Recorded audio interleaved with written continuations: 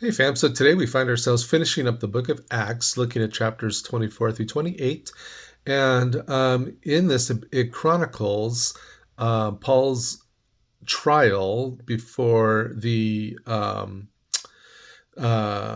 secular government, if you will, as opposed to the Jewish government, which he was trying to avoid because they just wanted to kill him, and which they were trying to avoid because they didn't want it to seem like they were killing him, but they wanted to push it off onto the Gentiles. And then we find ourselves at the end where he ends up in Rome. So, how do we get there? Well, Paul is in trial still before Felix, and he's there for a couple years, and ultimately the governor is like, well, you're having some dispute with the Jewish people that I don't fully understand. But he wants to maintain good relationships with them, so he keeps them in prison and ultimately is replaced by Festus.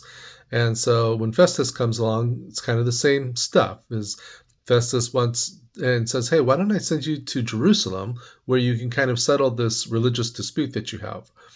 And he says, no, in fact, I want to see Caesar. So Paul ends up seeing King Agrippa, the Caesar, right? The king, the head guy. Caesar's a title, not a name. And so chapters 25, 26, 27 all detail out his trial before King Agrippa. And Agrippa comes to the same conclusion. He says, I don't know. It seems like you got some sort of religious dispute with the Jews, where about some guy named Jesus who they say is dead, but you say is alive.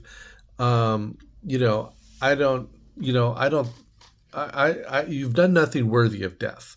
And so he, like the others, don't really understand the case and why the Jews brought him before them. Nevertheless, Paul has been at this point in prison for multiple years with all of these trials and such. Well, King Agrippa decides to send him to Italy on a large ship with 276 people in total on the ship.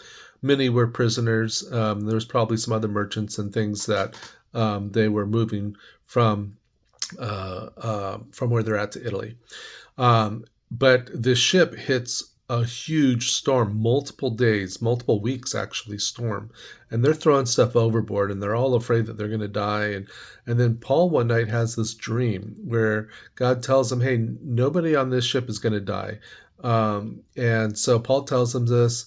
They're all excited. They even have a time where on the ship where Paul prays and breaks bread and everybody gets fed to the point where they're all satisfied. And then they threw all the wheat overboard to lighten the load of the ship. Well, they're still having this storm. They end up crashing on an island of Malta, where the people there treat them very well. They stay there for a bit, and Paul does miracles there, bringing people back to life and healing people and such. And when all the storms are past and probably it's smooth season for sailing, they provide them a transportation ship over to Italy. And so Paul ends up in Rome.